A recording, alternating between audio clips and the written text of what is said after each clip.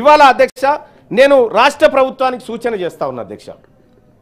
ఇది జరిగినటువంటి విధ్వంసం అయితే ఒక సూచన చేస్తా ఉన్నా అధ్యక్ష. ఇక్కడ మూతబడ్డాయి కొన్ని స్కూళ్ళు అని చెప్పి చాలామంది అనుకున్నాం.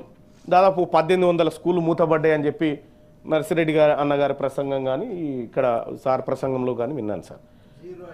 Zero admission. ఇక దాని మీన్స్ ఏందన్నట్టు, ఇక అడ్మిషన్ లేకపోతే మూత అన్నట్టే కదా సార్. షట్టర్ కింది గుంజుకొని వెళ్ళిపోడే. షట్టర్లు దించుతారు. ఈ 1800 స్కూళ్ళకు సార్ నేను ఈ ప్రభుత్వానికి సూచన చేస్తా ఉన్నాను. గతంలో కూడా చెప్పినాను సార్. ఇన్ఫ్రాస్ట్రక్చర్ అట్లే ఖాళీగా ఉంది, గ్రౌండ్ ఉంది, బ్లాక్ బోర్డులు ఉన్నాయి, కావలసినటువంటి బెంచీలు బల్లలు అన్నీ ఉన్నాయి సార్. ఆయా ఇప్పుడు దాదాపు ఒక 5 లక్షల మంది బీఈడీ రాసినారు, ఏది డిఎస్సి రాసినారని నర్సిరెడ్డి అన్న కూడా వీళ్ళందరూ కూడా చెప్తా ఉన్నారు. 5 లక్షల మంది రాస్తే కొలువులు వచ్చినాయి, 11,000 మందికి వచ్చినాయి. ఈ మిగతా ఎవరైతే నిరుద్యోగ యువత ఉన్నారో సార్, ఈ 1800 పాఠశాలలు ఏవైతే ఉన్నాయో వీటిని ఈ యువతకిచ్చి మీరు నడపగలిగితే, ఒక 10 మంది యువత ఈ పాఠశాలను నడపగలిగితే వాళ్ళకి ఇచ్చేయాలి సార్. వాళ్ళకి ఎందుకంటే పడావబెట్టుడు కంటే సో దాన్ని ప్రభుత్వ పాఠశాలను కాకుండా మీకు నచ్చిన సిందో బొందో పెట్టుకోరు. దానికి ప్రైవేట్ జూనియర్ కళాశాల ప్రైవేట్ స్కూల్ అయితేనే మన తల్లిదండ్రుల కడుపు నిమ్మలమవుతుంది అనుకుంటే అది వాళ్ళకి ఇచ్చేస్తే ఓ 10 మందికి ఎంప్లాయ్మెంట్ వస్తుంది సార్. మనం రైట్ టు ఎడ్యుకేషన్ అక్కడ అమలు చేస్తే కొంత ఆర్థిక వెసులుబాటు కల్పించిన వాళ్ళం అవుతాం సార్. ఇంకొకటి ఏం జరుగుతుందంటే సార్, ఇక్కడ ఉన్నటువంటి ఆ పాఠశాల ఇన్ఫ్రాస్ట్రక్చర్ వాడుకలోకి వస్తుంది సార్. గ్రామీణ ప్రాంతంలో ప్రతి ఊర్లో పాఠశాల ఉండాలనేటువంటి ప్రభుత్వ లక్ష్యం నెరవేరుతుంది సార్. దీనికి ప్రభుత్వం జీతం ఇవ్వాల్సిన పని లేదు సార్. ఎందుకంటే మిగతా 75% సీట్లలో వాళ్ళు ప్రజల నుంచి కలెక్ట్ చేసుకునేటువంటి ఫీజులు ఉంటాయి సార్. 25% మనం అక్కడ చదివించి రైట్ టు ఎడ్యుకేషన్ ఇంప్లిమెంట్ చేసిన పేరు మనకు వస్తుంది సార్. ఇన్ని అవకాశాలు మన దగ్గర ఉన్న తర్వాత రాష్ట్ర ప్రభుత్వం ఈ దిశగా ఆలోచిస్తే బాగుంటుంది సార్.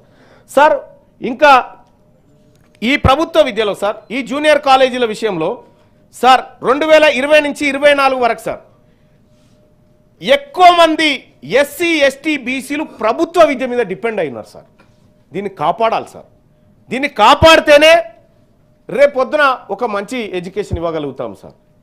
ఇవాళ విద్యను వ్యాపారంగా చేసినటువంటి సందర్భంలో సార్ ఈ ఫీజుల నియంత్రణ నేను ప్రతిసారి వార్త రాస్తుంటే సార్ ఏమని, వచ్చే ఏడాది నుంచి ఫీజుల నియంత్రణకు చర్యలు. ఈ ఏడాది ప్రారంభంగానే పాత విధానంలోనే కొనసాగింపు. ప్రతి ఏడాది ఇదే జరుగుతూ ఉంది సార్. ప్రైవేటు స్కూళ్ళల్లో ప్రైవేట్ కాలేజీలలో తల్లిదండ్రులు ఫీజులు కట్టలేక చచ్చిపోతూ ఉన్నారు సార్. వాళ్ళకు నియంత్రణ ఉండాలిగా సార్. అడ్డగోలుగా ఫీజులు పెంచుకుంటూ పోతే ఎక్కడి నుంచి కడతారు, ఏం చేస్తారు సార్? ఈ ప్రైవేట్ విద్యా సంస్థల కట్టడి కోసం ఈ రాష్ట్ర ప్రభుత్వం చర్యలు తీసుకోవాలి, చాలా సీరియస్గా చర్యలు తీసుకోవాలి సార్. సేమ్ టైం ప్రభుత్వం ఇప్పుడు ఏదైతే ఇంటిగ్రేటెడ్ స్కూల్స్ పెడతా అని చెప్పి చెప్తా ఉన్నదో మండలానికి 1-2 చొప్పున పెడతా అని చెప్పి చెప్తా ఉన్నారు సార్. నియోజకవర్గానికి 1 అని చెప్తా ఉన్నారు. ఇప్పుడు 58 పెడదామని ఒక ఆలోచన చేస్తూ ఉన్నారు సార్.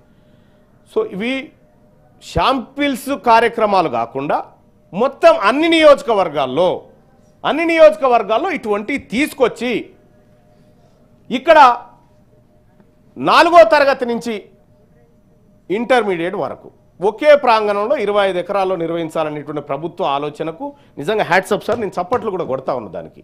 కానీ దాని నిర్వహణ కూడా అంతే పకడ్బందీగా ఉండాలి. ఇప్పటికే మన దాని రకరకాల మోడల్ స్కూల్ అని, గురుకులం అని, ఇంకోటి అనేకం ఉన్నాయి సార్. కానీ అవి కూడా ఎప్పుడు ఫుల్ అయినటువంటి పరిస్థితి లేదు, అవే దివాలా తీసే పరిస్థితికి వచ్చింది. అట్లా కాకుండా ఈ ప్రజలకు నమ్మకం కలగాలి సార్.